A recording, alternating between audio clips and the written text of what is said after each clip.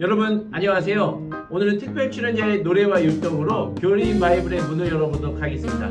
특별 출연자의 노래가 있겠습니다. 흙으로 비벼서 생기를 불어넣어 사랑 숨기는 사랑에 만드셨죠.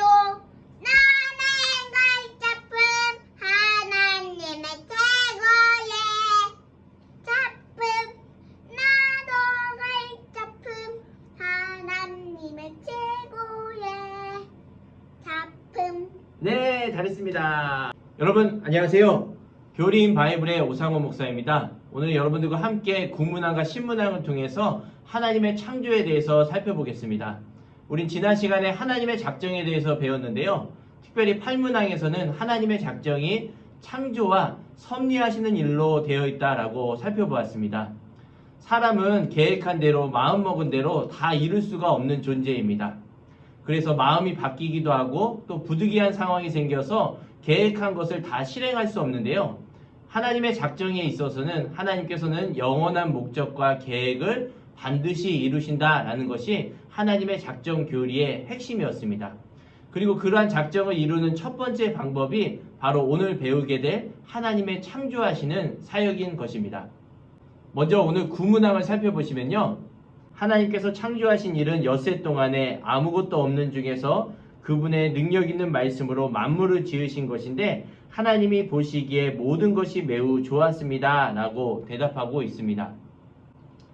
우리가 하나님의 창조에 대해서 살펴볼 수 있는 첫 번째 특징은 바로 무에서 유로, 무질서한 상황 가운데 질서를 잡으시고 모든 피조물, 만물을 창조하셨다라는 것이 하나님의 창조의 첫 번째 특징인 것입니다.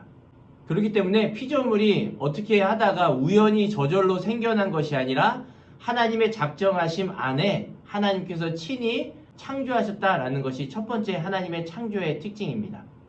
또 두 번째는 하나님께서는 능력의 말씀으로 창조하셨다라고 말합니다. 인간은 무언가를 발명하고 또 창조할 때 어떠한 도구가 필요하고 재료가 필요합니다. 그런데 하나님께서 창조하셨을 때는 그러한 도구가 필요 없이 하나님께서는 능력 있는 말씀만으로 창조하셨다라는 것이 하나님의 창조의 두 번째 특징이라고 할 수 있습니다. 세 번째 특징은 하나님이 보시기에 모든 것이 좋았더라라고 하는데요. 하나님께서는 이처럼 완전한 창조를 하셨다라는 것이 세 번째 특징입니다. 인간은 무언가를 발명하고 변형시킬 때 시행착오를 겪기도 하고 실수도 있고 불량품이 나오기도 합니다. 그러나 하나님의 창조에 있어서는 실수도 없고 하나님은 완전하게 완벽하게 그 모든 창조를 이루셨다라는 것이 하나님 창조의 세 번째 특징입니다.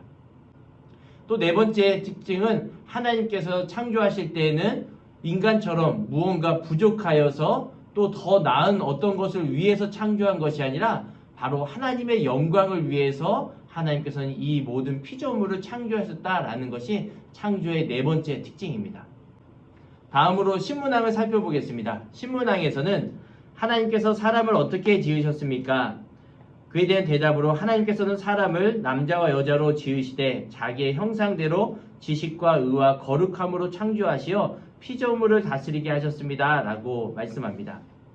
앞에 특별 출연자의 노래처럼 하나님께서는 하나님의 형상대로 인간을 창조하셨습니다. 그래서 다른 피조물들은 하나님께서 말씀만으로 창조하셨지만 인간은 특별히 흙으로 빚어서 삼위일체 하나님께서 그 코에 생기를 불어넣어 생명이 된지라 라고 말씀합니다.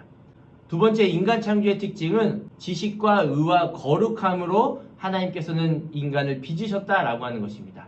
하나님을 아는 지혜가 있었고 사물의 특성을 잘 분별하여서 사물의 이름을 지을 수 있는 모든 지혜를 가진 존재로 창조되었고 또 자연을 착취하는 것이 아니라 하나님의 올바른 청지기로서 정의롭게 의로움을 가지고 다스릴 수 있도록 하셨고 또 거룩함을 주셔서 하나님과 대면하고 하나님과 교제할 수 있는 존재로 인간은 창조되었다라는 것이 바로 두 번째 특징입니다.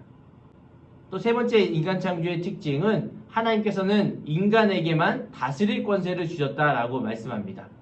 이 피조물을 하나님의 목적대로 하나님이 원하시는 방법대로 올바르게 다스릴 수 있는 권한을 인간에게 주셨다라고 하는 것이 바로 신문학에서 말하는 인간 창조의 세 번째 특징인 것입니다. 오늘은 구문학과 신문학을 통해서 하나님의 창조에 대해서 살펴보았습니다. 우린 다음 시간에 11문학을 통해서 작정을 이루시는 두 번째 방법인 섭리 사역을 살펴보도록 하겠습니다. 그때까지 건강히 안녕히 계세요.